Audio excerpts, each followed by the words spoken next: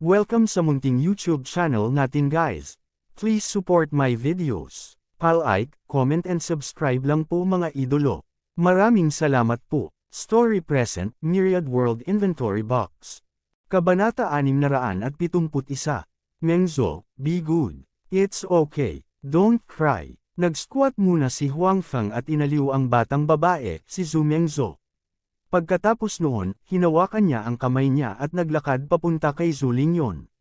Dahil magkakilala sila, naramdaman ni Huang Feng na kailangan pa niyang asikasuhin ang bagay na ito. Bukod dito, nagustuhan niya si Little Mengzo. Mula nang magkita sila nang nagkataon sa kapitbahayan, minsan nang pumunta rito ang batang babae. Ang kanyang ina ang nagdala sa kanya dito.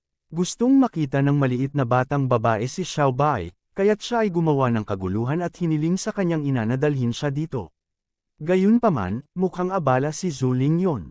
Pagkatapos noon, hindi na siya dumating. Matagal na silang hindi nakita ni Huang Feng. Hindi niya inaasahang magkikita sila rito ngayon. Bukod dito, si Zhu Lingyon ay tila may problema. Sino ang taong ito? Siya ba ang ligaw na lalaking nahanap mo? Panipi. Nang dumating si Huang Feng kasama ang maliit na babae, bago pa siya magkaroon ng oras para tanungin kung ano ang nangyari, ang lalaking nakipag-away kay Zhu Lingyon noon ay itinuro na niya ang kanyang daliri kay Huang Feng at tinanong si Zhu Lingyon. Kumunat ang noo ni Huang Feng. Ang mga salita ng taong ito ay lubhang hindi kasiya siya. Kasabay nito, nagkaroon din si Huang Feng ng ilang mga pagdududa. Ano ang relasyon ng lalaking ito at ni Zhu Lingyon? Zhang Ningjie. Huwag basta-basta mag-frame ng mga tao. Mangyaring umalis ka agad dito, sabi ni Zhu Lingyon. Whether I am framing you or not, you know clearly in your heart. I was wondering kung bakit hindi ka pumayag na makipagbalikan. Nakahanap ka na pala ng ibang lalaki. Akala ko talaga pinanatili mo ang kalinisan mo. Tumingin ang lalaki kay Huang Feng at sinabi. Malinaw, hindi siya naniwala sa mga salita ni Zhu Lingyon. Zhang Ningjie, bastard ka. Lumabas ka, umalis ka dito. Si Zhu Lingyon ay tila may mas maraming luha sa kanyang mukha. Mukhang hindi nakikialam si Huang Feng sa oras na ito. Halatang magkakilala ang dalawa. Kung umakyat siya at may sinabi, maaaring magdulot ito ng mas maraming hindi pagkakaunawaan. Pwede mo akong bitawan, pero kailangan mong ibalik sa akin ang bahay na ito. Ang sabi ng lalaki, hanggat ibabalik mo sa akin ang bahay, hinding-hindi na kita guguluhin. Walang kinalaman sa akin kung anong klaseng lalaki ang gusto mong hanapin. Huwag mo nang isipin, hindi ko ibibigay sa iyo itong bahay, sabi ni Zhu Lingyon. Kung gayon hindi ako aalis. Ako ang biolohikal na ama ni Mengzo. Kung gusto kong makita ang sarili kong anak, wala kang kinalaman. Sabi ng lalaki kay Zhu Lingyon. Pagkatapos, naglakad siya papunta kay Zhu Mengzo at sinabing, Mengzo, tawagin mo akong daddy. Umalis ka na. Wala akong tatay na katulad mo. Masamang tao ka. Bawal mong i-bully ang nanay ko. Nagtago si Zhu Mengzo sa tabi ni Huang Feng at sinabi sa lalaki. I'm your father. Come here. Come to daddy, sabi ng lalaki habang papalapit kay Zhu Mengzo. Sa sobrang takot ng batang babae ay nagtago siya sa likod ni Huang Feng. Sabi ko, hindi mo ba nakikita na ayaw niyang mapalapit sa'yo?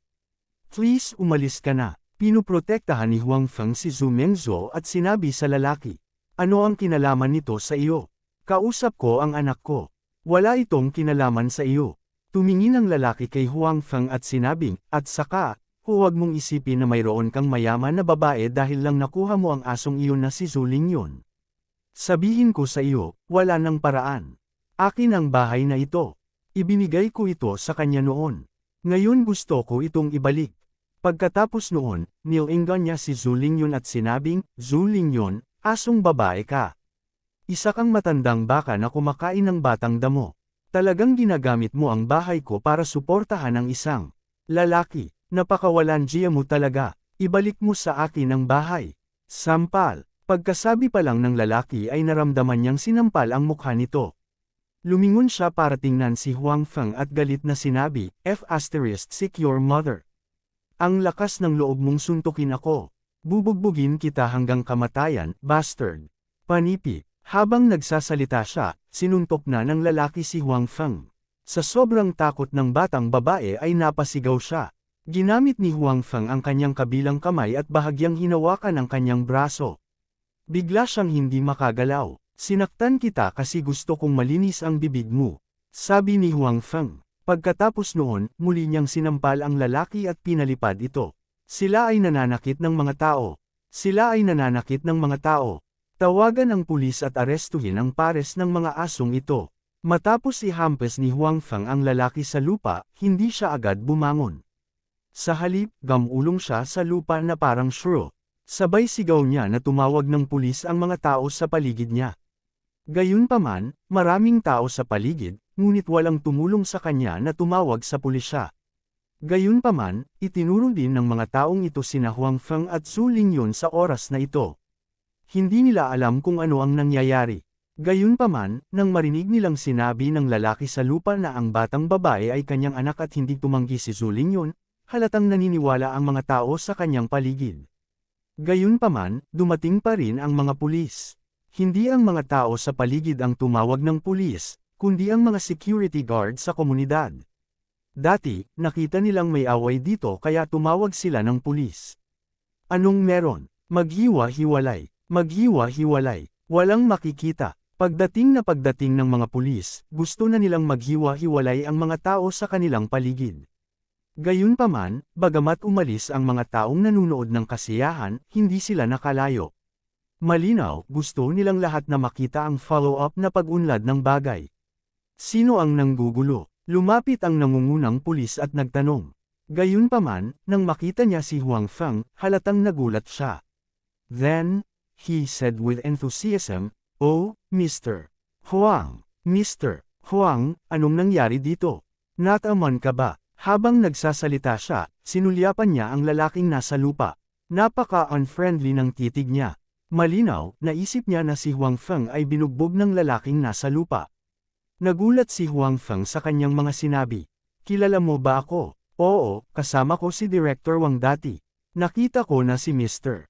Huang dati," sabi ng pulis. Sa katunayan, ang hindi niya sinabi ay nakita niya sina Direktor Qiu at Secretary Qiu na inaalagaan mabuti si Huang Feng. Malinaw, ang pagkakakilanlan ni Huang Feng ay napaka-espesyal. Ngayong nakita niya siya, natural na dapat siyang maging mas magalang. Si Zhang Mingjia, na nasa lupa, ay nagulat din. Hindi niya inaasahan na sasabihin ng mga pulis na pagkatapos nilang dumating, akala talaga nila na sinaktan niya si Huang Feng. Nakahandusay pa rin siya sa lupa, at nakatayo si Huang Feng.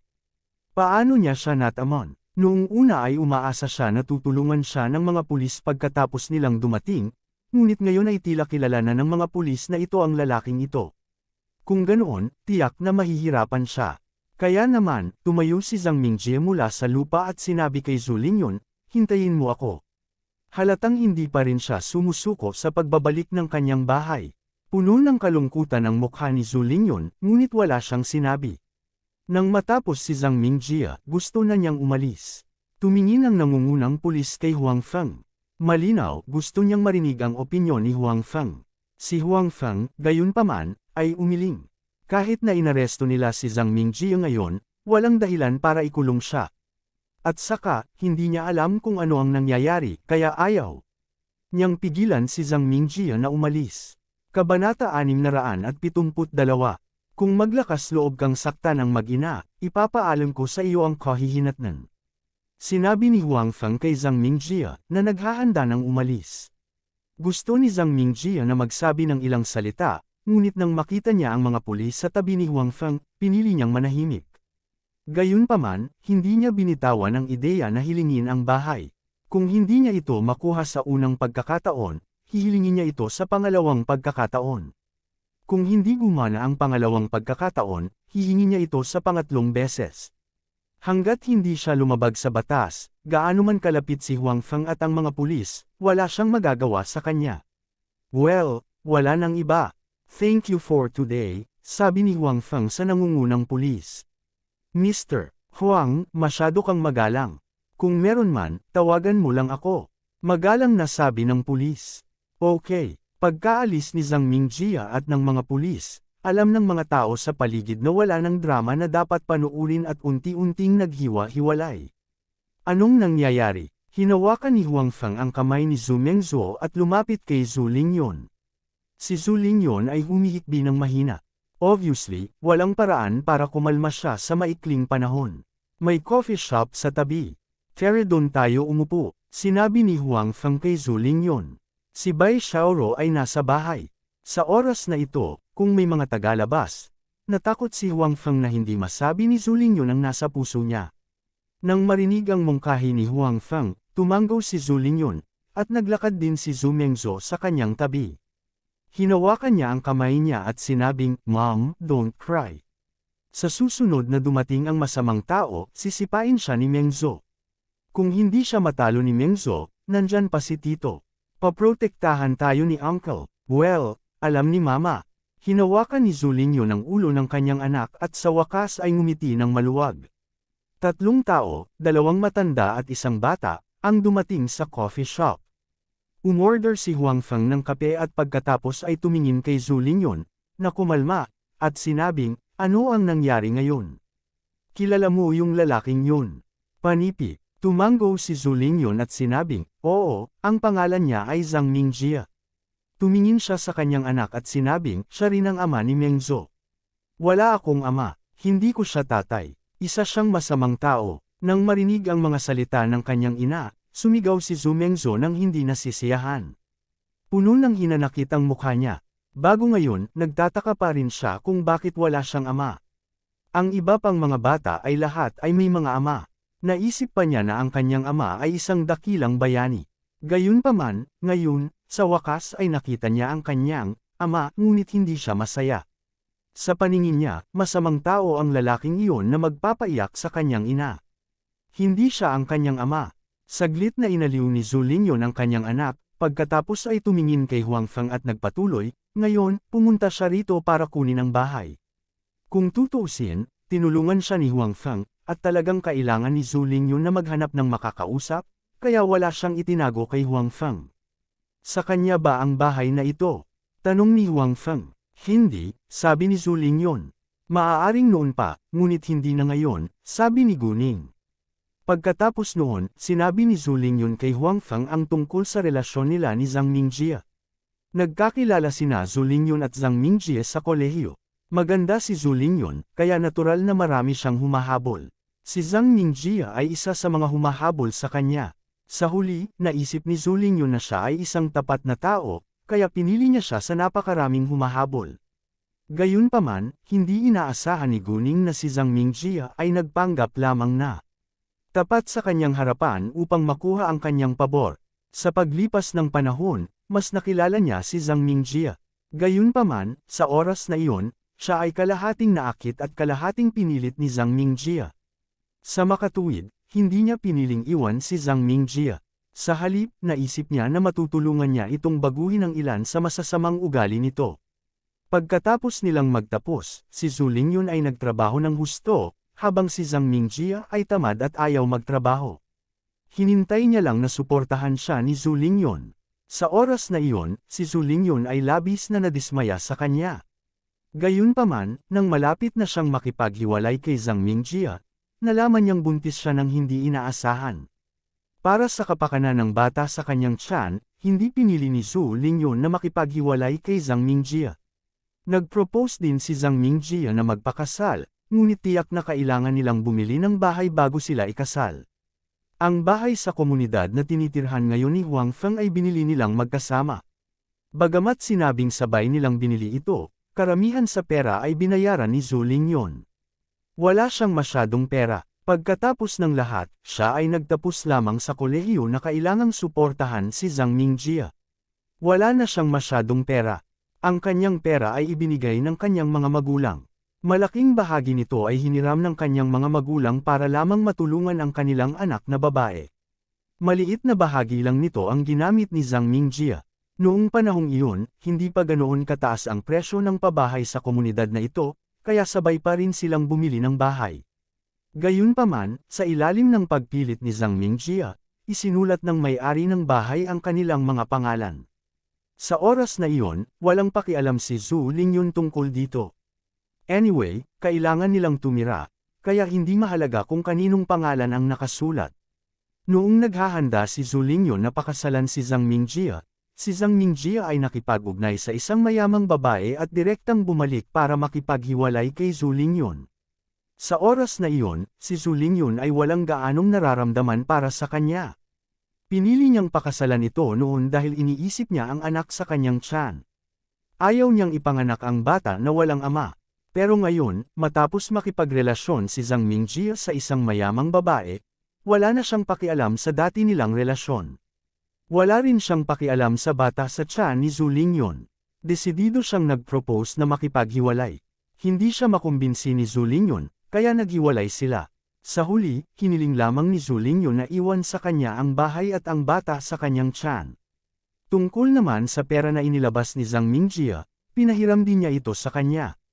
Pagkatapos nito, ipinanganak ni Zhu Lingyon ang bata sa kabila ng pagtutol ng kanyang pamilya at naging single mother. Naawa din siya sa mga magulang kaya matagal na siyang hindi nakabalik. Siya ay nagsusumikap ng mag-isa sa Jiangzhou City. Para sa kapakanan ng kanyang anak, hindi siya nakahanap ng ibang boyfriend. Gayunpaman, hindi inaasahan ni Zhu Lingyon na pupunta si Zhang Mingjia sa kanyang pintuan ngayon at hihilingin ang bahay. Tiyak na hindi pumayag si Zhu Lingyon, dahil gusto niyang iwan ang bahay sa kanyang anak. Gayunpaman, sinabi ni Zhang Mingjia na ang pera na ibinigay sa kanya ni Zhu Lingyon ay hindi sapat. Ngayon na ang presyo ng pabahay ay tumaas ng husto, ang pera ay hindi pa sapat. Bukod dito, nang ibigay sa kanya ni Zhu Lingyon ang pera, hindi niya binago ang pangalan sa sertipiko ng real estate, kaya nakalagay pa rin ang kanyang pangalan dito ngayon.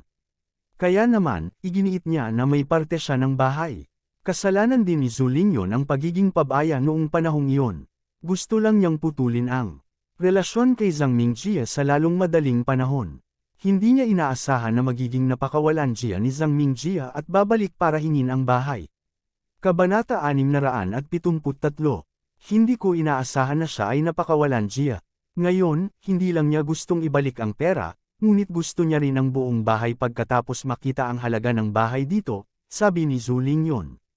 Si Zhang Mingjia ay orihinal na gustong mangikil ng halaga ng pera kay Zhu Lingyon. Gayunpaman, nang matagpuan niya si Zhu Lingyon, alam niyang hindi pa ito kasal at nag-iisang nagpapalaki ng anak. Pakiramdam niya ay madaling aibuli si Zhu Lingyon, kaya binago niya ang paunang kahilingan para sa pera sa kasalukuyang kahilingan para sa bahay. Gayunpaman, hindi niya inaasahan na si Huang Feng ay lilito sa kalagitnaan. Nang tawagin ni Zhu Mengzhou si Huang Feng na tiyuhin at dumistansya si Zhu Lingyon kay Huang Feng, sa katunayan, alam na ni Zhang Mingjia na walang kinalaman sina Huang Feng at Zhu Lingyon sa isa't isa. Sinabi lang niya iyon para lang sisihin si Zhu Lingyon at pabagsakin siya sa pag-iisip. Kilala niya si Zhu Lingyon. Ito ay isang mahinang babae, at ang kanyang kakayahang tanggapin ang mga bagay ay hindi malakas. Gayunpaman, noong una, naisip niya na si Huang Feng ay isang ordinaryong tao lamang. Hindi niya inaasahan na si Huang Feng ay talagang may ganoong magandang relasyon sa mga pulis, kaya napaatras siya. Gayunpaman, hindi pa rin siya tuluyang sumuko sa kanyang puso. Tumango si Huang Feng. Alam niya ang pasikot-sikot ng buong bagay. Kung alam niyang bastos ang lalaking ito noon pa lang ay hindi na siya magiging magalang sa kanya ngayon. I will not give that house to him. I will leave it to Mengzhou in the future. Muling idiniin ni Zhu Lingyon.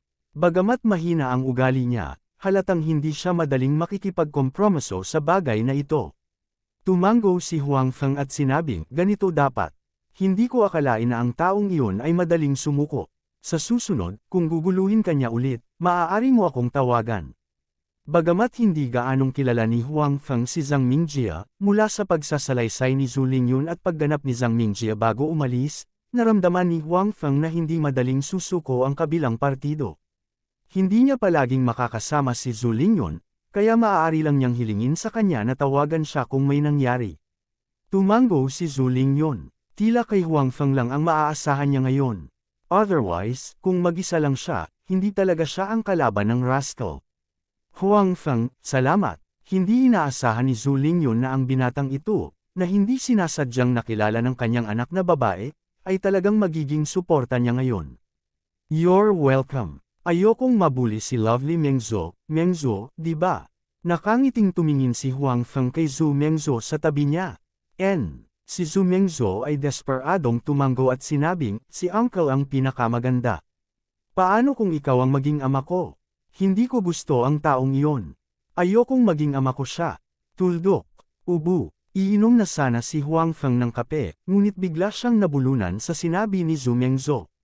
Maging si Zhu Lingyon, na nasa tapat niya, ay namula. Hindi niya inaasahan na sasabihin ito ng kanyang anak. Mengzhou, huwag kang magsalita ng kalokohan. Pinagalitan ni Zhu Lingyon ang kanyang anak. Kasabay nito, nahihiya siyang tumingin kay Huang Feng. Hindi naman nagsasalita ng kalokohan si Mengzhou. Napakagaling ni Uncle. Kung si Tito ang tatay ko, mabuti pa. Hindi sasabihin ng mga batang iyon na wala akong ama. Nakapout na sabi ni Zhu Mengzhou. Halatang hindi siya sang-ayon sa sinabi ng kanyang ina. Kasabay nito, binigyan siya ni Zhang Mingjia ng napakasamang impresyon. Hindi tinanggap ng batang babae ang kanyang pagkakakilanlan. Gayunpaman, napahiya at nalungkot si Zhu Lingyon dahil sa mga salita ng batang babae. Siyempre, nahulaan niya na ang kanyang anak na babae ay ipinanganak sa isang solong magulang na pamilya, kaya tiyak na madidiskrimina siya ng mga bata. Medyo napahiya din si Huang Feng, ngunit wala siyang masabi. Maaari lamang siyang uminom ng kape at panuurin si Zhu Lingyon na inaaliw ang batang babae doon. Pagkatapos uminom ng kape at magreklamo tungkol sa mga hinaing sa kanyang puso, ang mood ni Zhu Lingyon ay bumuti ng husto. Pagkatapos, umalis siya kasama ang batang babae. Sa oras na ito, alam din ni Huang Feng na hindi alam ni Zhang Mingjie kung saan nakatira ngayon si Zhu Lingyon. Upang mapilitan si Zhu Lingyon na lumitaw, gumawa siya ng malaking kaguluhan sa bahay sa komunidad ng ilang sandali. Ang mga residenteng naninirahan doon noon ay hindi nang ahas na ipagpatuloy ang paninirahan doon dahil sa panggigipit ni Zhang Mingjie. Binayaran ni Zhu Lingyon ng pera ang kabilang partido, kaya walang laman ang bahay. Ngayon, hindi siya nang ahas na popahan ito ng basta-basta. Tanging kapag nalutas na ang usapin ni Zhang Mingjie ay maaari niyang ipagpatuloy ang pagrenta nito. Kung hindi, ang mga bagong nangungupahan ay maaari ding harass. Bakit ang tagal mong bumili ng pagkain? Tatawag na sana ako ng pulis at maglagay ng missing person notice. Nang bumalik si Huang Feng sa kanyang tirahan, inatake siya ni Bai Xiaoro. Nakilala ko ang isang kaibigan at nakipag-chat saglit. Sabi ni Huang Feng, babae na naman ba? Tumingin si Bai Xiaoro kay Huang Feng at sinabi, marunong ka talagang magkalkula, hulaan mo to. Medyo nagulat na sabi ni Huang Feng. Nalaman ko na puro babae ang mga kaibigan mo. Hindi ko alam kung sasabihin ko ba na ang swerte mo sa mga babae o sadyang pabago-bago ka, sabi ni Bai Xiaoro. Oy, kailan pa ako naging pabago-bago? Ordinaryong kaibigan lang ako sa kanila. Huwag kang magsalita ng kalokohan, okay? Sabi ni Huang Feng na hindi nasisiyahan. At the same time, medyo nahihiya siya dahil baka hindi alam ng iba, pero malinaw naman sa kanya na parang may tendency siyang maging pabago-bago. Buti naman alam mo sa puso mo. Bilasan mo magluto, nagugutom na ako. Sabi ni Bai Xiaoro sabay kibat ng balikat. Timba ng bigas. Marahan na sambat ni Huang Feng, ngunit pumunta pa rin siya sa kusina.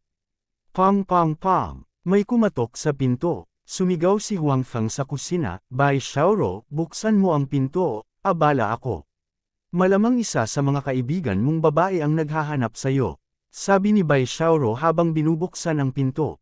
Masyadong tamad si Huang Feng na bigyang pansin ang malamig na babaeng ito na may ugali ng isang babaeng tsismosa. Gayunpaman, hindi mali ang hula ni Bai Xiaoro. Si Guo Mengan ay nakatayo sa labas ng pinto. Nasaan si Kuya Huang? Nagluto ako ng sopas para sa kanya, sabi ni Guo Mengan habang papasok na may dalang kaserola. Nasa kusina, nakapout na sabi ni Bai Xiaoro. Kusina. Inilapag ni Guo Mengan ang sopas at lumapit sa pintuan ng kusina. Oo naman, nakita niyang abala si Huang Feng sa loob. Kuya Huang, bakit ka nagluluto mag-isa? Hindi pa naghihilom ang iyong sugat. Lumabas ka, hayaan mo akong gawin ito. Sabi ni Guo Mengan habang papasok na siya sa kusina para palitan si Huang Feng. It's okay, I am fine. Kung ayaw mong maniwala, tingnan mo. Niyugyug ni Huang Feng ang kanyang braso ng ilang beses, at sigurado, wala ni Katie Ting na pagkakaiba. That won't do. It takes 100 days para makarecover ang isang tao mula sa malubhang injury na tulad mo. Paano ito gagaling ng ganoon kabilis? Lumabas ka muna at magpahinga. Gagawin ko. Giit ni Guo Miangan. I am really fine. Lumabas ka mag-isa at maupo saglit. Malapit na tayong kumain. Sabi ni Huang Feng. Sa Immortal Book, hindi siya mapapagod sa pagluluto. Bukod dito, napakabilis ng kanyang bilis. Kabanata 674. Gusto pa ring igiit ni Guo Miangan, ngunit itinulak siya palabas ni Huang Feng. Gusto niya talagang magluto ng masarap na pagkain ngayon. Sa makatuwid, si Guo Miangan ay nakatingin lamang sa labas ng kusina na nag-aalala habang si Huang Feng ay nagtatrabaho ng mag-isa sa kusina. Huwag kang mag-alala, ayos lang siya. Lumapit si Bai Xiaoro at sinabi. Hindi pa naghihilom ang sugat niya. Marunong ba siyang magluto? Nag-aalala pa rin si Guo Miangan. Wala namang problema, sabi ni Bai Xiaoro. Kung hindi pa talaga gumaling ang pinsala ni Huang Feng, hindi niya hahayaang magluto si Huang Feng. Bagaman, labis din siyang nagulat na si Huang Feng ay maaaring makabawi ng napakabilis. Wala talagang problema. Wala pang kalahating oras, nagluto si Huang Feng ng mesa ng mga pagkain. Si Guo Miangan ay halatang hiniling ni Huang Feng na manatili para sa hapunan. Sa kabutihang palad, si Huang Feng ay bumili ng maraming sangkap noon, kaya kahit na may isa pang tao, ito ay ganap na sapat na makakain. Ang luto ni Huang Feng ay muling nanalo sa dalawang babae. Pareho silang kumain ng marami. Dapat malaman na ang dalawa sa kanila ay karaniwang walang ganang kumain, ngunit sa harap ng pagkain ni Huang Feng, wala silang gaanong panlaban. Ang sopas na dinala ni Guo Miangan ay natapos din sa ilalim ng pangangasiwa ni Guo Miangan. Ang mga taong nagsasanay ng martial arts ay may malaking gana, kaya walang problema si Huang Feng na tapusin ang mga bagay na ito. Habang si Huang Feng at ang iba ay kumakain at umiinom, si Tang Mazo ay abala sa kusina sa kabilang panig. Mazo, anong pinagkakaabalahan mo sa kusina? Tanong ni Suyamo sa bulwagan. Hindi, wala, sabi ni Tang Mazo na medyo nakonsensya, ngunit ang kanyang mga mata ay nakatitig sa telepono. Ang telepono ay nagpapakilala kung paano gumawa ng sopas, at ang palayok ay kumukulo ng sopas. Sa umaga, pagkaalis ni Tang Mazo sa tirahan ni Huang Feng, pumunta siya sa supermarket at bumili ng maraming sangkap. Gusto niyang gumawa ng sopas para kay Huang Feng para mapangalagaan ang kanyang katawan. Gayunpaman, halatang walang talento siya sa pagluluto at hindi may kukumpara kay Guo Miangan. Kaya, nang dalhin ni Guo Miangan ang nilutong sopas kay Huang Feng sa tanghali, si Tang Mazo ay nasa kusina pa rin, patuloy na nag-eeksperimento. Bakit mali? Malinaw na sinasabi ng teleponong ito na napakasimple. Bulong ni Tang Mazo sa sarili. Ang pagpapakilala ng recipe sa kanyang telepono ay hindi mahirap maunawaan.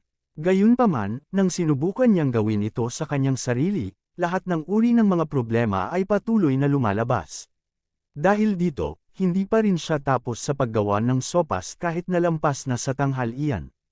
Teka, anong amoy yan? Sabi ko, Fox Tang, gumagawa ka ba ng sopas? Sumikat ba ang araw mula sa kanluran? Ikaw talaga nagluto para sa sarili mo. Sinong manliligaw ang niluto mo?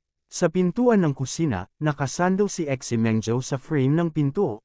Ngumunguya ng mansanas habang pinapanood si Tang Mazo na abala sa kusina. Bilang matalik niyang kaibigan, kilalang kilala ni Xi Mengzhou si Tang Mazo. Kahit na maraming tao sa paligid ng Tang Mazo, hindi pa niya nakita si Tang Mazo na gumawa ng sopas para sa sinuman. Hindi kaya sa pagkakataong ito ay may nakaantig na sa kanyang puso. Hindi kaya siya na mismo ang nagluto sa kanya. Hindi ako mapakali sa iyo. Hindi man lang tumingin si Tang Mazo kay Xi Mengzhou at patuloy na nagpupumiglas sa kanyang sopas. Nang makitang hindi siya pinapansin ni Tang Mazo, pumunta si Xi Mengzhou sa bulwagan at umupo sa tabi ni Suyamo. Ate Yamo, may isang sitwasyon. Ito ang unang pagkakataon na nakita ko si Fox Tang na nagluluto ng sopas para sa isang tao. Hindi kaya, nakilala niya ang kanyang tunay na mahal sa pagkakataong ito. Lagi kang concern sa kapakanan ng ibang tao. Kung may oras ka, isipin mo ang sarili mong kapakanan. Sinabi ni Suyamo, sa totoo lang, hindi masama kung makikilala ni Mazo ang kanyang tunay na pag-ibig. Ito ay mas mabuti kaysa sa grupo ng mga lalaking nakapaligid sa kanya. Totoo yan, sinabi ni Xi Mengzhou, ngunit pagkatapos ay sinabi niya, lahat kayo ay natagpuan ang inyong tunay na pag-ibig, ngunit hindi ko alam kung nasaan ang aking tunay na pag-ibig. Ako ay sobrang inggit. Ngumiti lang si Suyamo at hindi umimik. Gayunpaman, naisip niya ang hitsura ni Huang Feng sa kanyang isip at iniisip kung ano ang ginagawa nito. Hoy, Ate Yamo, bakit hindi ka pinaalis ngayon ng iyong munting security guard? Halatang naisip ni Xi Mengzhou si Huang Feng. Baka may gagawin siya ngayon, sabi ni Suyamo. Ano pa ba ang mas mahalaga kaysa samahan ng kanyang kasintahan? Casual na sabi ni Xi Mengzhou. Walang sinabi si Suyamo dahil hindi niya alam kung ano ang pinagkakaabalahan ni Huang Feng. Kakabukas pa lang nila ng factory ng kaibigan niya, kaya dapat maraming gamit. Naranasan na niya ito dati.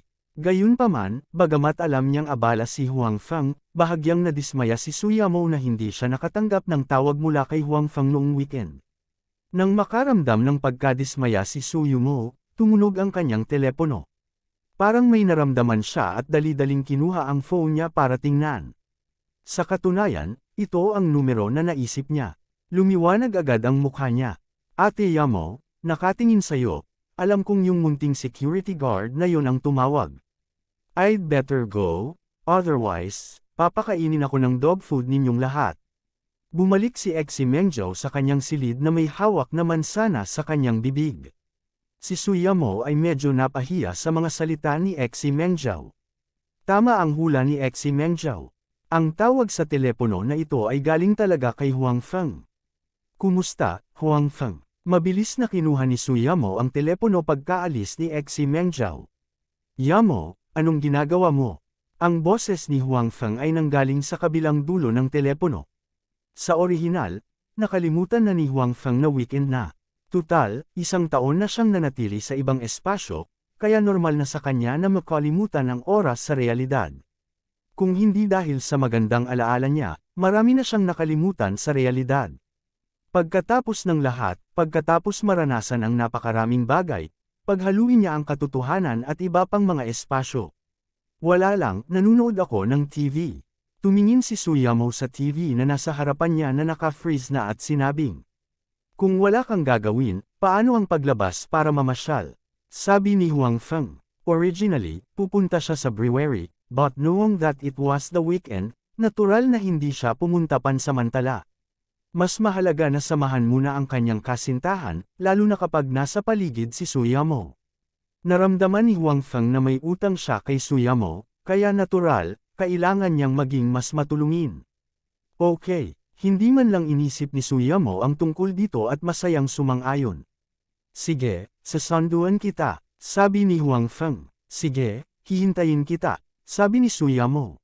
Pagkatapos ibaba ang telepono, tumakbo si Suyamo pabalik sa kanyang kwarto at nagsimulang pumili ng kanyang mga damit. Dati, nagsusuot siya ng pambahay sa bahay, pero ngayong lalabas na siya, natural na hindi siya masyadong casual. Nang marinig ang paggalaw mula sa katabi, naisip niya si Tang Mazo sa kusina sa unang pagkakataon. Nakahiga sa kama sa kanyang kwarto, biglang nalungkot si Xi Mengzhou. Gusto niyang umibig sa unang pagkakataon. My Prince Charming, nasaan ka na? Bakit hindi ka pa nagpapakita? Don't tell me naliligaw ka. Naisip ni Xi Mengzhou na may kaunting hinanakit sa kanyang puso. Kabanata 675. Matapos piliin ni Suyamo ang kanyang damit at maglagay ng simpleng make-up, dumating ang tawag ni Huang Feng. Nasa baba na siya, Suyamo nagmamadaling lumabas ng bahay. Sa oras na ito, si Tang Mazo ay nasa kusina pa rin, nag-aalala tungkol sa sopas sa kaldero. Hindi niya alam na lumabas ang matalik niyang kaibigan kasama ang taong pinapahalagahan niya. Yamo, ang ganda mo ngayon. Samandal si Huang Feng sa kotse. Nang lumabas si Suyamo sa bahay, kumislap ang kanyang mga mata na may bakas ng pagkagulat. Napakaganda na ni Suyamo. Ngayon, siya ay sadyang naglagay ng pampaganda at pumili ng damit. Ang kanyang hitsura ay wala sa mga chart. Namangha rin si Huang Feng. Ano ang ginawa niya para karapat-dapat sa isang perpektong babae? Medyo nag-alala si Suyamo na hindi niya nailagay ng maayos ang kanyang makeup. Ngayong narinig niya ang mga salita ni Huang Feng, gumaan ang pakiramdam niya at ngumiti. Bakit hindi ko nakita kanina? Ang likot ng dila mo. Sabi ni Suyamo habang papasok sa kotse. I am not glib. I am speaking from the bottom of my heart. If you don't believe me, you can find a man and ask him. I guarantee that he will be more exaggerated than me. Sumakay din si Huang Feng sa kotse at kinabit ang kanyang seatbelt. Nilingan niya si Su Yamo at sinabing, minsan, pakiramdam ko ay medyo hindi totoo ang magkaroon ng kasintahang tulad mo. Napakabuti ng Diyos sa akin. Namula ang mukha ni Su Yamo. Gayunpaman, mas masaya siya sa kanyang puso. Sabi niya, hindi ako pumayag na maging girlfriend mo. Pumayag lang ako na ituloy mo ako. Kung hindi kita magiging girlfriend, kanino ka magiging girlfriend? Kung sino man ang maglakas loob na tanggapin, babaliin ko ang kanilang mga paa. Sabi ni Huang Feng na may masamang tingin. Masyado kang dominante. Nakangiting sabi ni Su Yamo. Seryosong tumingin si Huang Feng kay Su Yamo at sinabing, ganyan na ako ka-dominant. Huli na para malaman mo ngayon. Pagkatapos, huminto si Huang Feng at sinabing, Yamo, be my girlfriend. Natigilan si Su Yamo. Ito ang unang pagkakataon na umamin sa kanya si Huang Feng. Bago ito, siya ang nagkusa para kumpirmahin ang kanilang relasyon. Siya ang nagkusa para pilitin si Huang Feng na sabihin ang mga salitang iyon. Naunawaan ito ni Su Yamo sa kanyang puso. Hindi niya ito pinagsisihan. Kapag naisipan niya ang isang bagay, gagawin niya ito ng walang pagsisisi. Gayunpaman, ang relasyon ng dalawa ay isang relasyon lamang. Hindi sila naging boyfriend at girlfriend. Sa orihinal, naisip ni Su Yamo na dapat niyang bigyan si Huang Feng ng ilang mga pahiwatig upang hayaan itong magtapat sa kanya. Hindi niya inaasahan na biglang sasabihin ito ni Huang Feng ngayon. Hindi handa si Su Yamo. Hindi rin nakahanda si Huang Feng. Talagang naramdaman niya na kung mamimiss niya ang isang magandang babae tulad ni Su Yamo, ito ay isang malaking pagsisisi sa kanyang buhay. Ayaw niyang sumuko, at hindi niya kayang sumuko. Kaya ngayon lang niya sinabi ang mga salitang iyon. Nang makitang hindi sumagot si Su Yamo, biglang nakaramdam ng kaba si Huang Feng at muling sinabi, Yamo, be my girlfriend, okay. Hayaan mong protektahan kita at aalagaan kita sa hinaharap. Tinitigan ni Su Yamo si Huang Feng. Noon lamang niya nakumpirma na hindi siya mali ang narinig. Talagang umamin sa kanya si Huang Feng. Naramdaman ni Su Yamo na may malapit ng umagos mula sa kanyang mga mata. Gayunpaman, pinigilan niya ito. Hindi niya hinayaang kabahan si Huang Feng ng matagal. Tumanggaw siya ng mariin at sinabing, okay.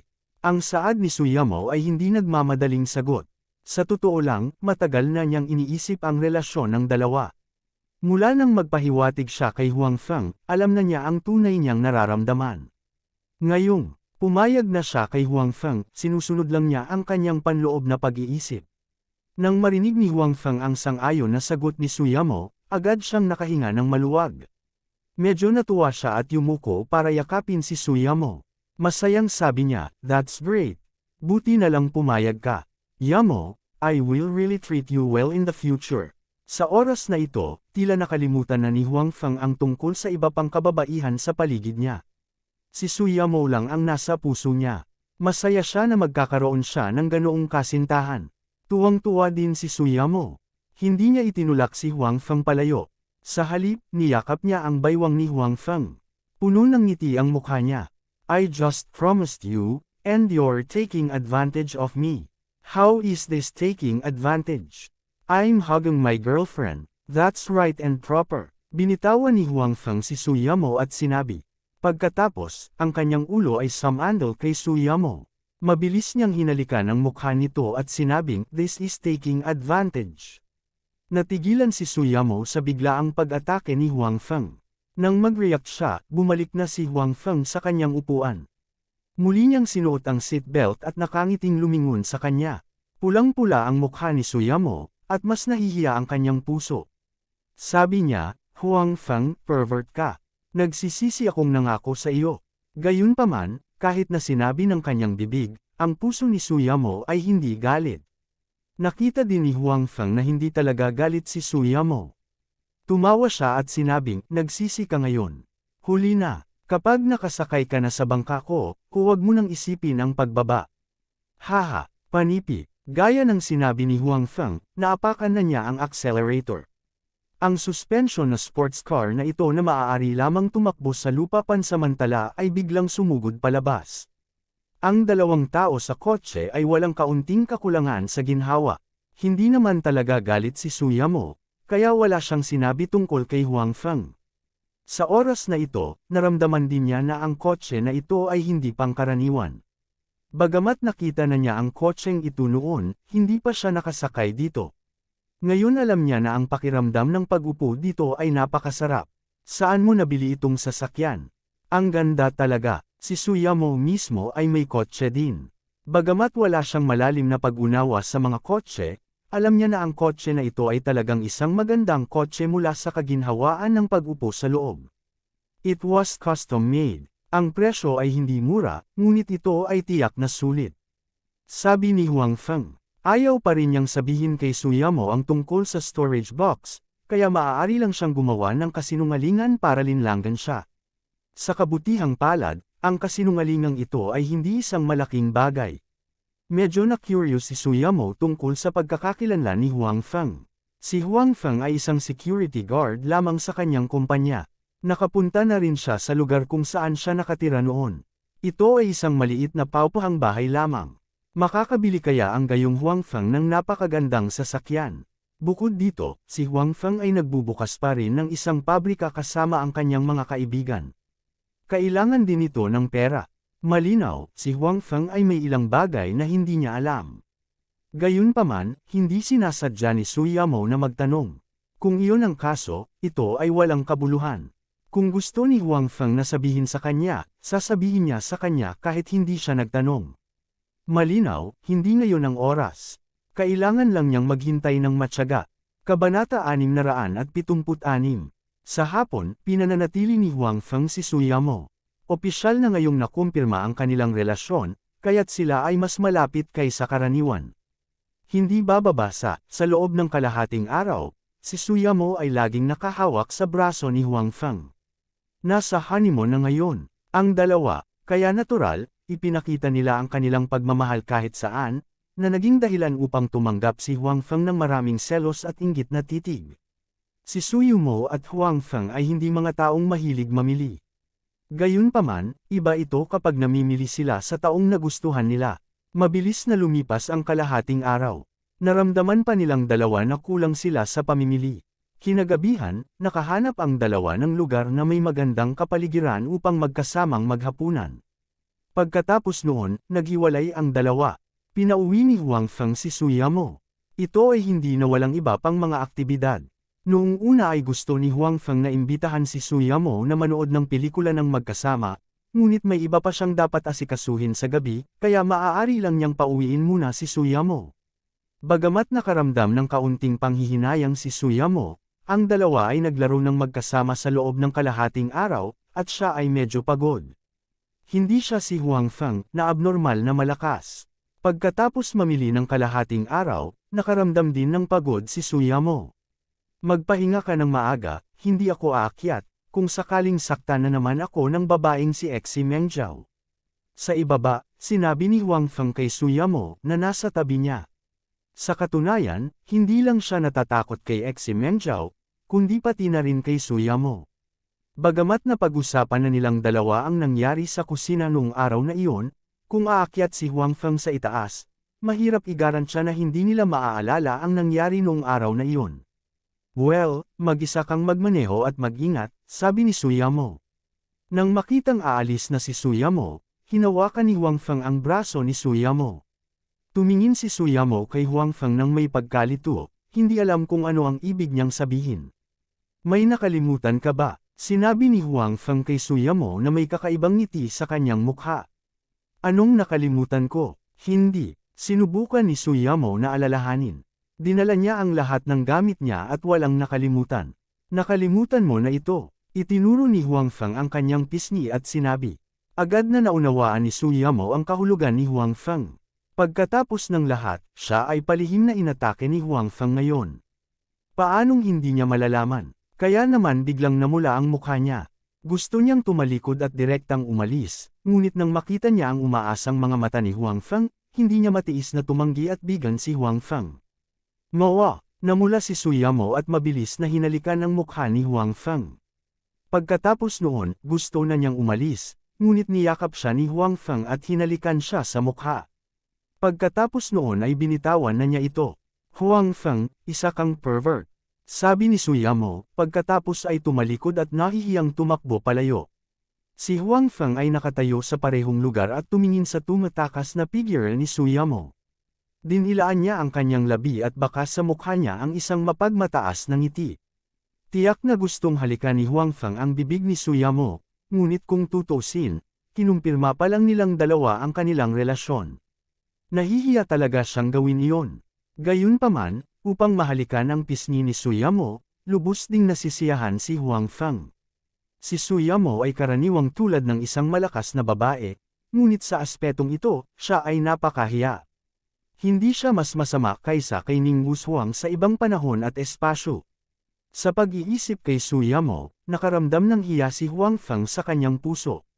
Nakikita niya na si Suyamo ay buong pusong nakatuon sa kanya, ngunit talagang may ibang tao sa kanyang puso. Hindi niya alam kung paano siya pakikitunguhan ni Suyamo kapag nalaman niya ang sitwasyong ito. Papakastahin ba niya siya? Gayunpaman, si Huang Feng ay nabuhay sa isang panahon at espasyo kung saan mayroon siyang 3 asawa at 4 na asawa sa mahabang panahon. Marami na rin siyang nakitang ganoong sitwasyon, kaya kahit na medyo naawa siya kay Suyamo, madali pa rin niyang matatanggap ang sitwasyong ito. Hindi niya iniisip ang pagpili ng isa sa dalawa, ngunit kung paano hikayatin si Suyamo na tanggapin ang sitwasyong ito. Para kay Ning Wushuang, walang problema. Forget it, I'll take one step at a time. I'll find a solution eventually. However, no matter what, hindi ako susuko kay Yamo. Naisip ni Huang Feng sa kanyang puso. Marahil dahil sa storage box, o marahil dahil sa mataas na posisyon niya sa ibang oras at espasyo, hindi namamalayang nawalan na kay Huang Feng ang dati niyang loser mentality. Ang kasalukuyang sa kanya ay hindi namamalayang naging mas mapagmataas, ngunit hindi niya ito napagtanto sa kanyang sarili. Sa katunayan, ang pagbabagong ito ay napakadaling maunawaan. Sa ibang oras at espasyo, hanggat ito ay utos ni Huang Feng, walang sino man ang nang-ahas na sumalungat dito. Maging si Su Pei mismo ay lubos na pinahahalagahan ang opinyon ni Huang Feng.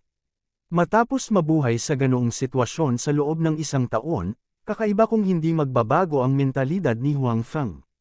Sa kabilang banda, hindi alam ni Suyamo na ang kanyang kasintahan ay nag-iisip ng paraan para tanggapin niya ang katotohanang mayroon itong 3 asawa at 4 na asawa. Sa oras na ito, bumalik siya sa kanyang tirahan na may matamis at mahiyain na saloobin.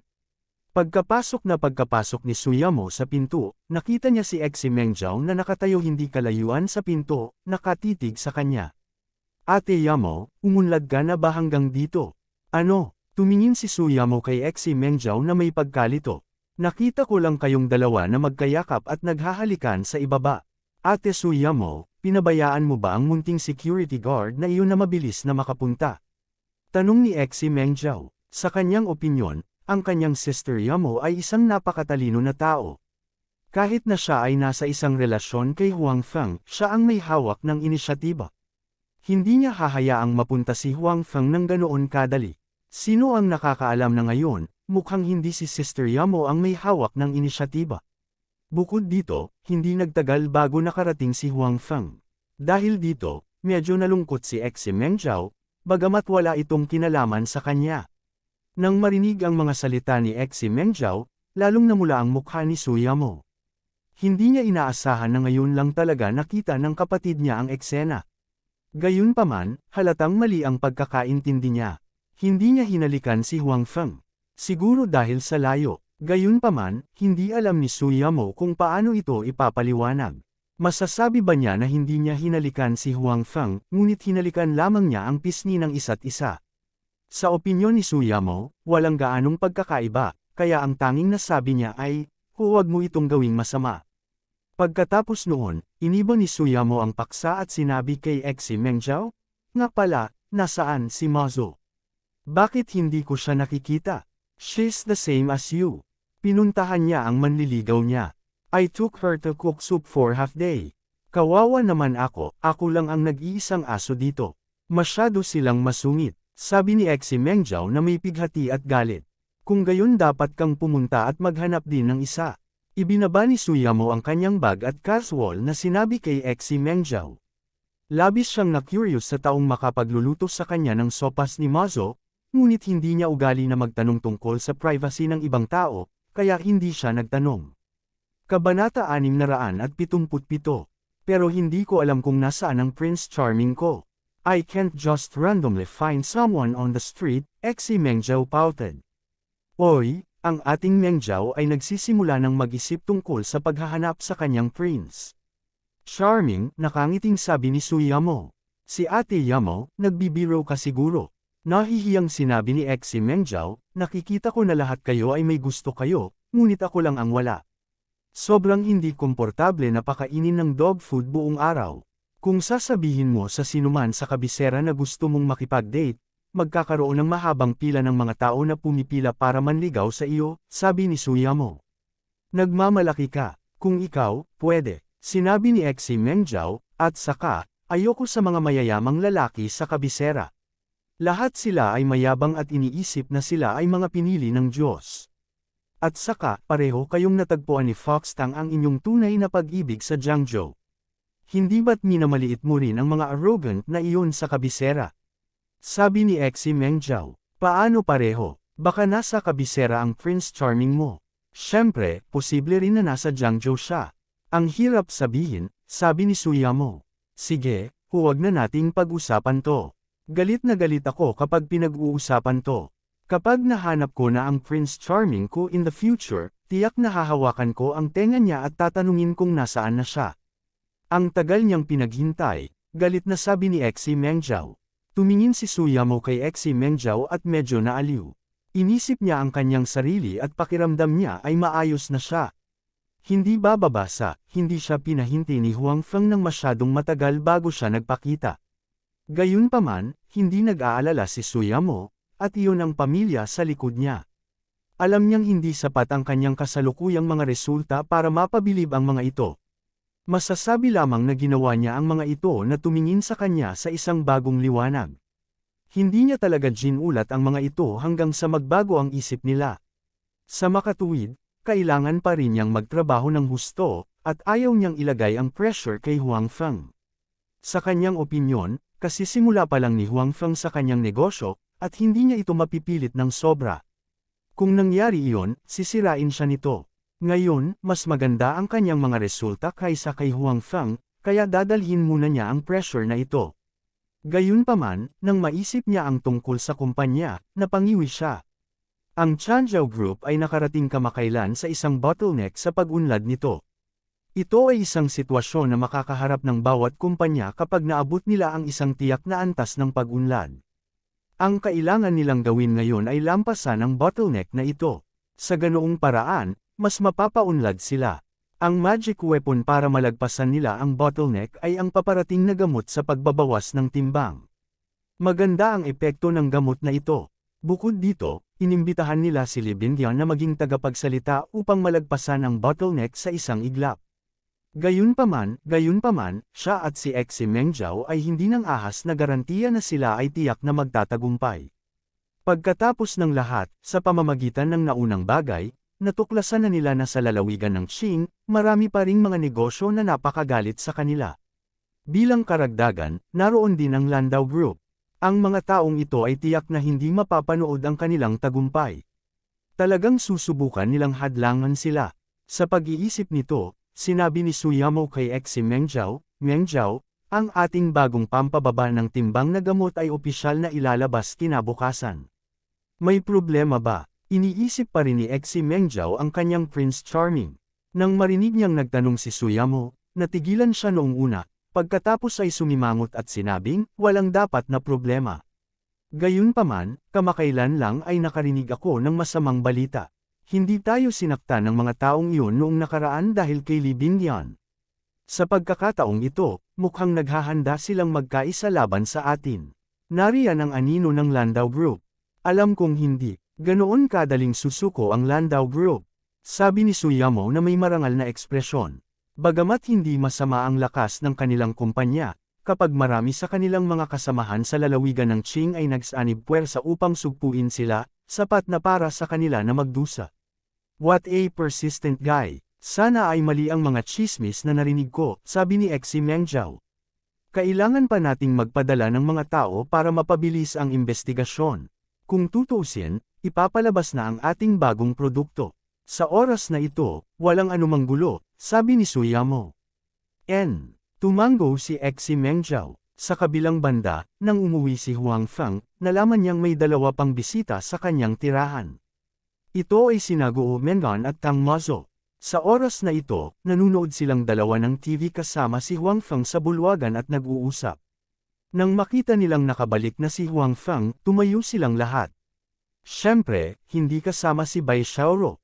Sumulyap lang siya kay Huang Feng at nagpatuloy sa panunood ng TV. Huang Feng, bumalik ka na. Lumapit si Tang Mazo at sinabing, nagluto ako ng sopas para sa iyo. Inumin mo ito habang mainit. Kuya Huang, nagluto din ako ng sopas para sa iyo. Subukan mo, sabi ni Guo Mengan.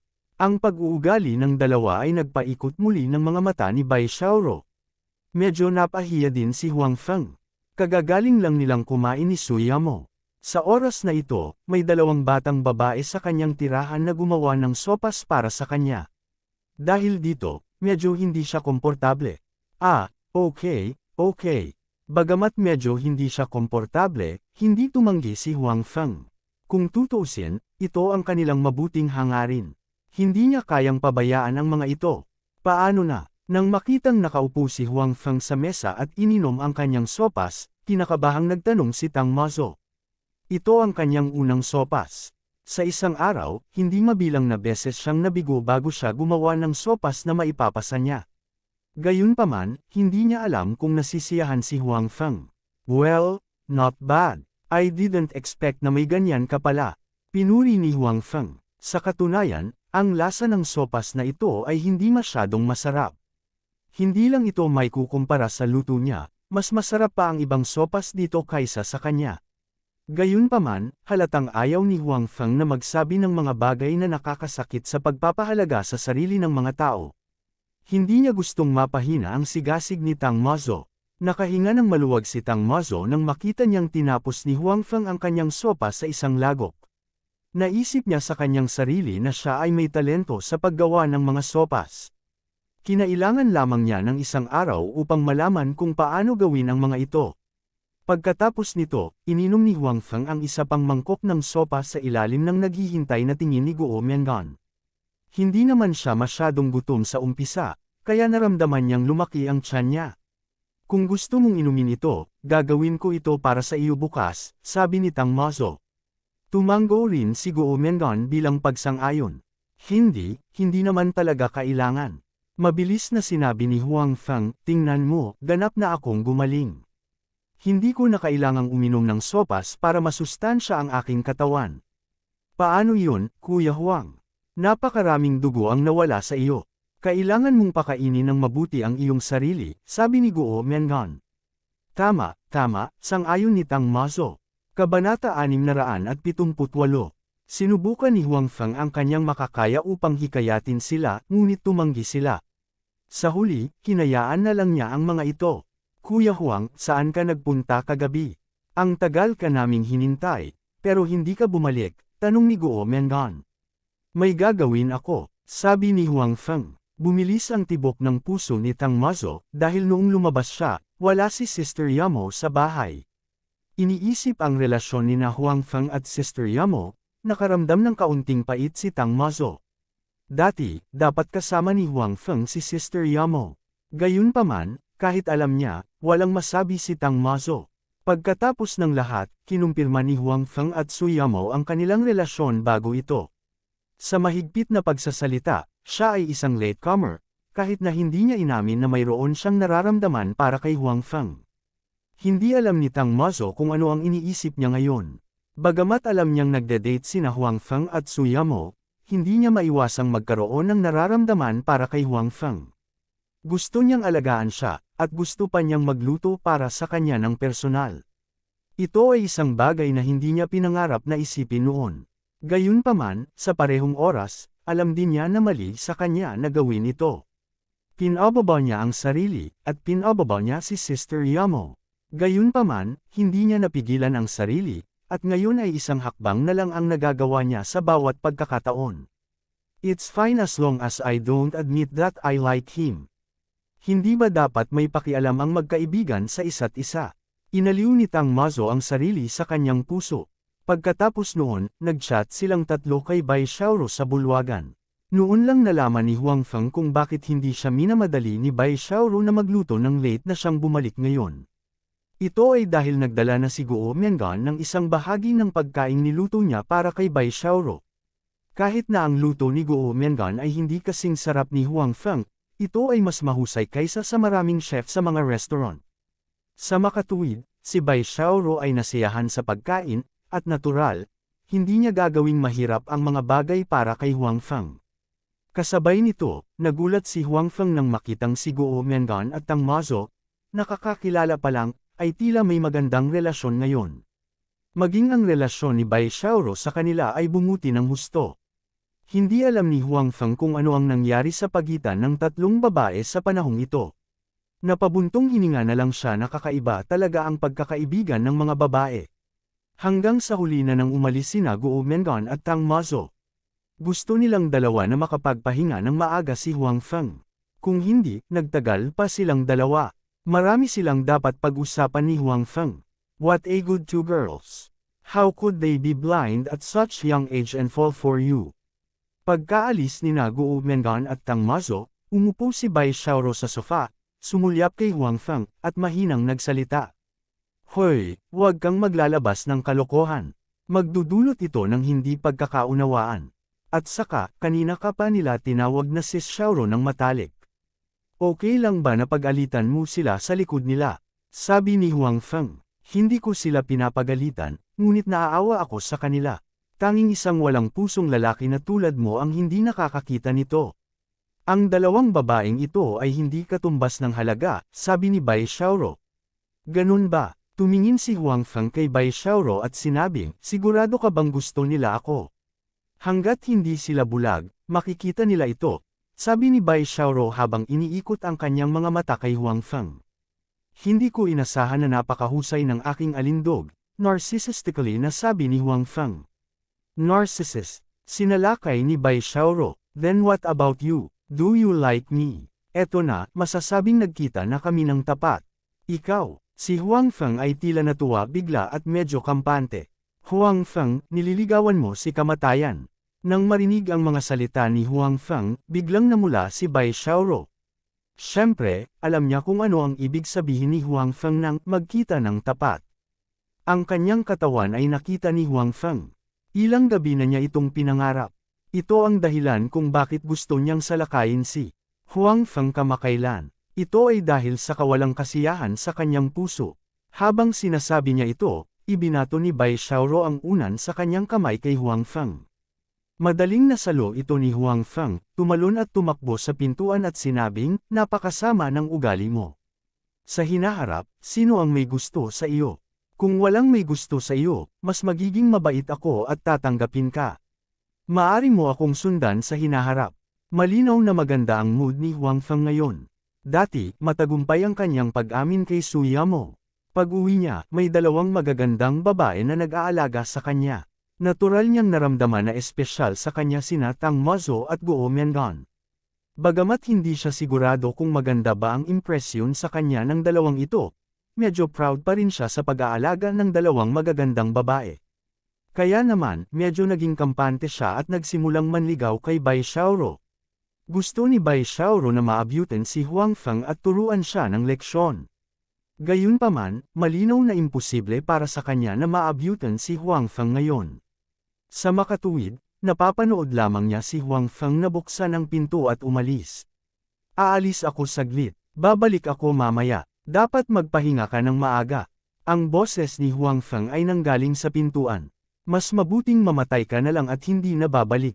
Sabi ni Bai Xiaoro. Matapos sabihin ito, naramdaman niyang may kalabuan sa kanyang mga salita. Namula-muna ang mukha niya. Sa kabutihang palad, nakaalis na si Huang Feng at hindi siya pinagtawanan. This damn Huang Feng, he's getting bolder and bolder. He actually dares to flirt with me. Si Bai Xiaoro ay nakaupo sa sofa mag-isa at nag-isip na may kahihiyan sa kanyang puso. Pagkatapos lumabas ni Huang Feng, tinawagan niya si Tian Jun. Gusto niyang makilala ang taong nagngangalang kay Tian ngayong gabi. Sa orihinal, walang pakialam si Huang Feng sa bagay ni Kai Tian. Gayunpaman, ang pangyayari ngayon ay nagpaalala sa kanya na si Kai Tian ay isang mapanganib na tao. Kung patuloy niyang pakakawalan siya, malamang na makahanap siya ng ibang taong gugulo sa kanya. Bukod dito, ito ay isang taong naglakas loob na pumatay ng mga tao. Kung hindi malulutas ang bagay na ito, siya at ang mga taong nakapaligid sa kanya ay nasa panganib. Hello, Tian Jun, nakita mo ba ang impormasyon ni Kai Tian? Direktang tanong ni Huang Feng. May nahanap ako, pero hindi masyadong kompleto, sagot ni Tian Jun. Dahil masyadong maikli ang oras, hindi siya makahanap ng maraming impormasyon. Alam mo ba kung nasaan siya ngayong gabi? Tanong ni Huang Feng. Sa una, maaari niyang hintayin si Tian Jun na dahan daw ang mag-imbestiga, ngunit ngayon ay tila hindi ito posible. Hindi siya makapaghintay ng ganoon katagal. Harap-harapan lang ang naitanong niya. Oo, sinusundan siya ng mga tao ko ngayon, tanong ni Tian Jun. Sige, ipadala mo sa akin ang address. Sagot ni Huang Feng. Okay, sinabi ni Tian Jun. Tama, nabalitaan ko na si Fang Dato ay umalis ng Qing Province sa tanghali ngayon. Wala siyang dalang kahit isang kasambahay, ilang mga gamit lamang. Sabi ni Huang Feng. Pagkatapos noon, sinabi niya kay Tian Jun ang nangyari sa umaga. No wonder he left in such a hurry. He was probably scared to death by you. Sinabi ni Tian Jun. Tama, kamusta ang sugat mo? Hindi ko inaasahan na ganito kalakas ang loob nitong si Fang Dato. Talagang naglakas loob siyang gumamit ng baril. Kabanata 679. Matapos mapunta sa linyang ito ng trabaho, natural na alam ni Tian Jun na kahit sa ganitong hanay ng trabaho, ang mga baril ay hindi maaaring gamitin sa kalooban. Kapag hindi ito ginamit, paminsan-minsan ay pumikit ang mga pulis sa kanila. Gayunpaman, kapag ginamit ang baril, magbabago ang kalikasan. Siguradong hindi sila pababayaan ng mga pulis. Sa makatuwid, kahit na maraming tao ang makakakuha ng bagay na iyon sa pamamagitan ng itim na merkado, walang maraming tao na talagang nang ahas na gamitin ito. Hindi inaasahan ni Tian Jun na ganoon kalakas ang loob ni Fang Dato at talagang naglakas loob na gumamit ng baril. Okay na ang sugat ko ngayon. Sinabi ni Huang Feng, dahil umalis na si Fang Dato, kailangan mong kumuha ng ilang tao sa lalong madaling panahon at sakupin ang ilan sa kanyang teritoryo. Huwag palampasin ang pagkakataong ito na lumawak. Napagtanto na rin ngayon ni Huang Feng ang mga benepisyo ng pagkakaroon ng mga kasambahay. Sa ibang panahon at espasyo, marami siyang underlings. Hanggat nagutos siya, maraming tao ang gagawa ng mga bagay para sa kanya. Ito ay talagang napakamaginhawa. Bukod dito, ang mga lalaki ay palaging may ilang attachment sa kapangyarihan.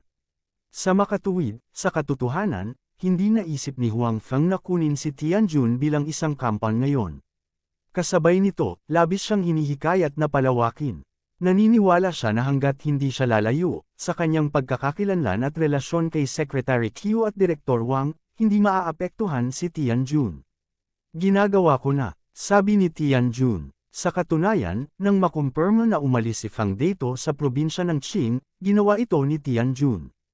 Ang biglaang pag-alis ni Fang Dato ay naging dahilan ng pagkalito ng kanyang mga kampan. Ang teritoryong kinokontrol niya noon ay magulo na ngayon. Bilang karagdagan kay Tian Jun, maraming tao ang gustong samantalahin ang pagkakataong ito para sakupin ang teritoryo ni Fang Dato.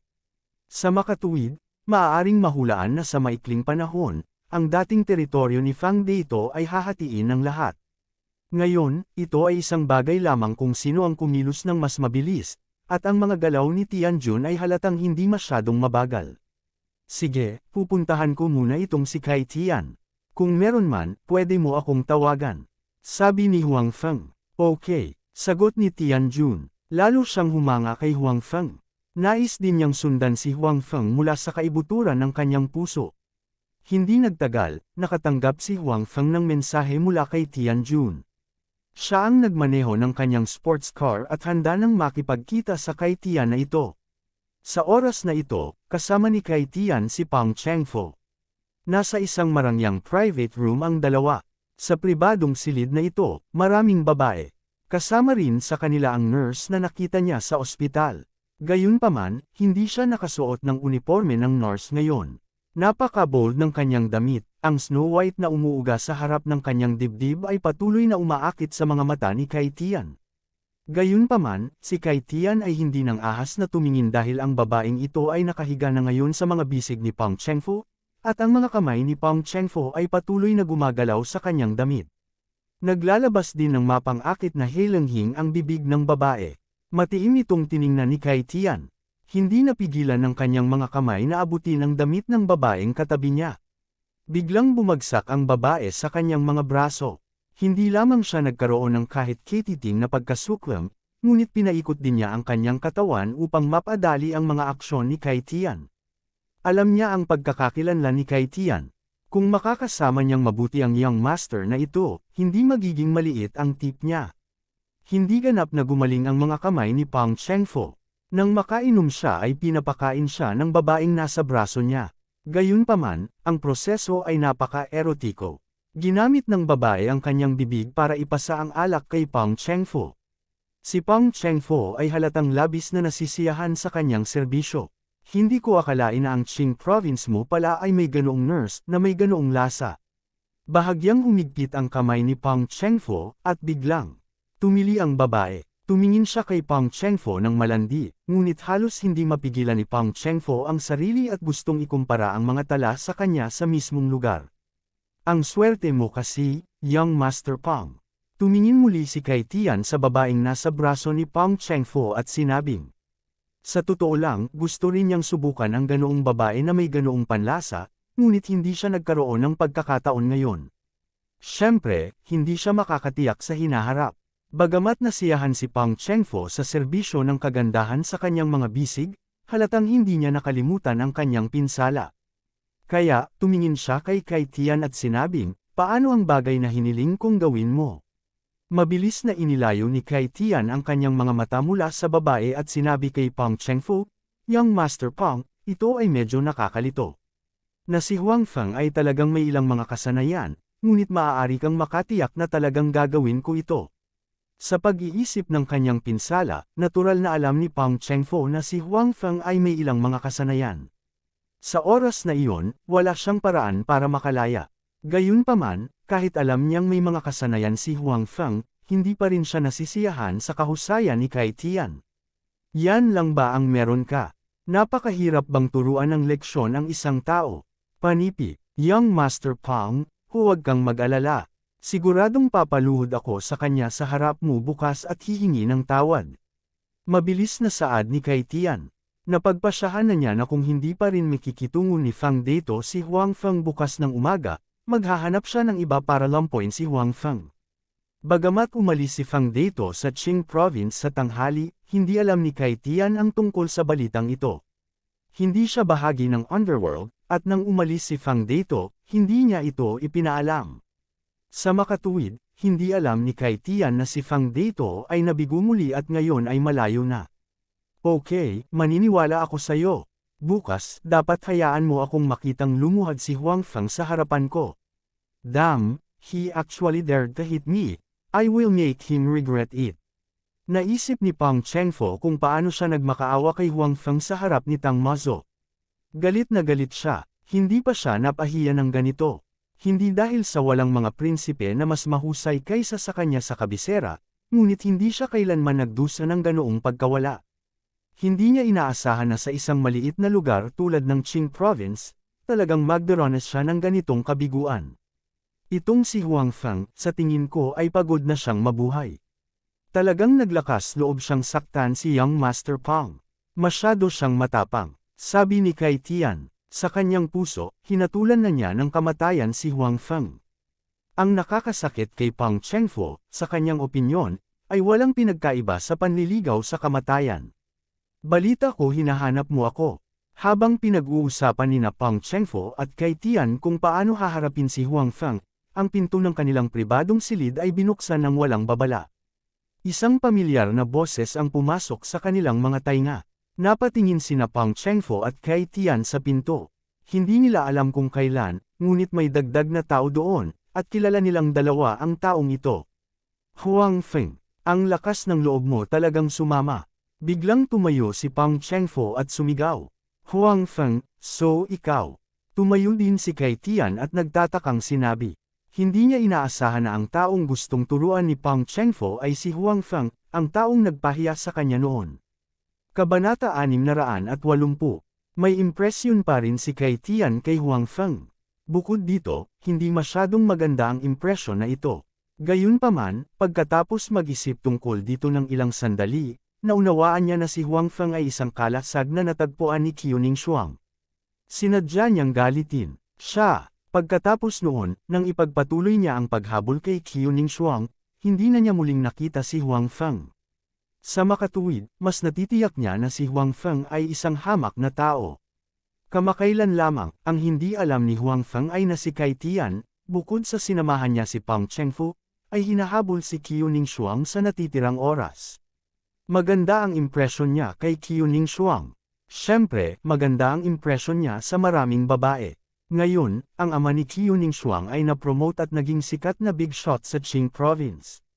Ang pagtugis ni Kai Tian kay Qiuning Shuang ay lalong masigasig. Gayunpaman, kamakailan, si Qiuning Shuang ay bihirang lumabas, kaya't si Kai Tian ay hindi nagkaroon ng maraming pagkakataon na makita si Qiuning Shuang. Sa telepono lamang niya ito makontak. Hindi sinasagot ni Qiuning Shuang ang kanyang mga tawag sa telepono, kaya nabalisa siya sa bagay na ito kamakailan. Gayunpaman, ang problemang ito ay malinaw na walang kinalaman kay Huang Feng. Sa kanyang pagsisiyasat, bagaman tinanggihan ni Qiuning Shuang ang kanyang pagtugis, si Qiuning Shuang ay walang kasintahan. Sa kanyang opinyon, nagkaroon siya ng pagkakataon, kaya hindi siya sumuko. Gayunpaman, hindi inaasahan ni Kai Tian na si Huang Feng, na isang kalasag lamang sa kanyang mga mata, isang napaka-ordinaryong tao, ay talagang ang taong nakasugat kay Pang Chengfo. Ang pangalang Huang Feng ay masyadong karaniwan. Naisip niya na ito ay ang parehong pangalan. Hindi niya inaasahan na ito pala talaga ang parehong tao. Lahat naman tayo magkakilala. Hindi mo naman kailangang maging masigasig diba? Sabi ni Huang Feng habang naglalakad. Who the F** is acquaintance with you? Nagmura si Pang Chengfu. Bagamat natalo siya sa kamay ni Huang Feng, sanay na siya sa pagiging mayabang. Halata namang wala siyang balak na pigilan ang init ng ulo niya. Hindi siya pinansin ni Huang Feng. Sa halip, tumingin siya sa mga babaeng katabi niya at sinabing, mga beauties, may pag-uusapan ako sa dalawang ito. Gusto niyo bang lumabas ngayon? Sino ka? Bakit kailangan naming lumabas kapag hinihiling mo sa amin? Ang nurse na nakahiga sa mga bisig ni Pang Chengfo ay napakalakas na sabi habang ang kanyang mga kamay ay nasa kanyang balakang. Nakita niya na hindi maganda ang relasyon ni na Huang Feng, Pang Chengfu, at Kai Tian. Nagkaroon pa sila ng mga alitan, kaya natural na gusto niyang magpakitang gilas sa harap ng dalawa. Tama, saan nanggaling ang bastos na to? How dare he act wildly here? Gusto mo pumunta tayo? I think ikaw ang dapat pumunta diba? May kaunting pananaw ang mga maaaring tumambay sa ganitong uri ng lugar. Natural, naunawaan nila ang relasyon ni na Huang Feng at Pang Chengfo. Kaya naman, sa oras na ito, lahat sila ay gustong magpakitang gilas sa harap ni na Pang Chengfo at Kai Tian. Oh, ayaw mong sumama. Gusto mo hilingin ko na umalis ka. Gaya ng sinabi ni Huang Feng, marahang tinapik ng kanyang kamay ang coffee table sa kanyang harapan. Biglang nabasag ang coffee table mula sa gitna at nagkapira-piraso. Nahulog lahat sa lupa ang beer at ilang merienda. Biglang tumahimik ang kwarto. Napatingin ang lahat sa sirang coffee table sa lupa. Tila hindi sila makapag-react ng ilang sandali, anong nangyari? Hindi pa rin aalis. Muling sabi ni Huang Feng. Sa sandaling bumagsak ang boses ni Huang Feng, agad na bumangon ang nurse. Dahil, mula sa mga mata ni Huang Feng, nakita na niya na kung hindi siya aalis, tiyak na may gagawin si Huang Feng sa kanya. Ang isang matalinong tao ay mas nakakaalam kaysa lumaban kapag ang mga posibilidad ay laban sa kanya. Kahit na hindi siya isang matalinong tao, hindi niya ginustong magdusa ng mga pagkalugi. Kung sa pag-alis ngayon, magiging hindi masaya si Pang Chengfo. Mas magsisikap siya sa kama. Para pasayahin siya at ayos lang. Para naman sa ibang mga babae, hindi naman mabagal ang kanilang mga galaw. Malinaw nilang nakita na si Huang Feng ay tiyak na hindi dapat ipagwalang bahala. Hindi nila kailangang pukawin si Huang Feng dito. Well, wala nang iba ngayon. We can have a good chat. Umupo si Huang Feng sa sofa na may maluwag na mukha at tumingin sa dalawang tao na tila hindi pa nakaka-recover. Si Pang Chengfo ay mas mahusay. Pagkatapos ng lahat, nakita niya ang husay ni Huang Feng. Kaya naman, bagamat medyo natakot siya sa lakas ni Huang Feng kanina, mabilis niya itong tinanggap. Hindi ganoon kadaling tanggapin si Kai Tian. Kung tutuusin, hindi pa niya nakita ang kakayahan ni Huang Feng noon. Narinig lang niya mula kay Feng dito sa telepono na napakalakas ng kakayahan ni Huang Feng. Kung tungkol sa tiyak na lawak ng kanyang lakas, hindi siya malinaw. Moherf asterisk sacker, nasira itong coffee table sa isang light flutter lang. Kung sinampal niya ako ng malakas, mababali ba lahat ng buto sa katawan ko? Labis na natakot ang puso ni Kai Tian. Sa unang pagkakataon, humanga siya kay Huang Feng sa kanyang puso. Wala tayong dapat pag-usapan. Huang Feng, simula nang sinaktan mo ako, nakatakda na ang sama ng loob na ito. Hindi kita bibitawan. Sabi nga sa kasabihan, kahit matalo ka, hindi ka matatalo. Bagamat takot na takot siya kay Huang Feng sa kanyang puso, si Pang Chengfu, na noon pa man ay mayabang, ay malinaw na hindi ibig sabihin na sumuko. Then, the matter of find someone to deal with me, ikaw ba ang tumawag? Tanong ni Huang Feng. Oo, ako iyon. Huang Feng, huwag kang maging kampante, ako. Bago pa matapos ni Pang Chengfu ang kanyang mga salita, sinampal siya ng malakas sa mukha. Ang kanyang katawan na tumitimbang ng mahigit 100 kilo ay biglang pinalipad. Nontog siya sa pader sa gilid at bumagsak sa lupa. Hindi mo ako papakawalan. Sa tingin mo papakawalan kita. Sabi ni Huang Feng habang nakatingin sa kabilang party. Si Pang Chengfo ay tumingin kay Huang Feng nang may takot. Hindi niya inasahan na napakalakas ng lakas ng kamay ni Huang Feng na diretsyong nasample. Hindi dahil hindi pa niya nakita ang makapangyarihang mga taong iyon sa hukbo, ngunit hindi pa siya nakakita ng taong may ganoong lakas ng kamay. Sa kabilang banda, si Kai Tian ay halos natakot sa kalokohan. Isa lang siyang playboy, okay lang sa kanya na mangbuli ng iba. Kailan pa siya nakakita ng taong kasing lakas ni Huang Feng? Huang Feng, ano ang gusto mo? Tumingin si Pang Chengfo kay Huang Feng at sinabi. Para naman kay Kai Tian sa kabilang side, hindi pa siya nagsasalita. Gusto niyang hindi siya pansinin ni Huang Feng para hindi siya mabugbog. It's not what I want. I came to find you and ask what you want. Sinabi ni Huang Feng, napakasama mo asterisk sa. Naglakas loob kang maghanap ng papatay sa akin gamit ang baril. Sa tingin mo ba maganda ang ugali ko at madaling mabuli? Tama ba ako? Panipi. Talagang galit si Huang Feng sa pagkakataong ito.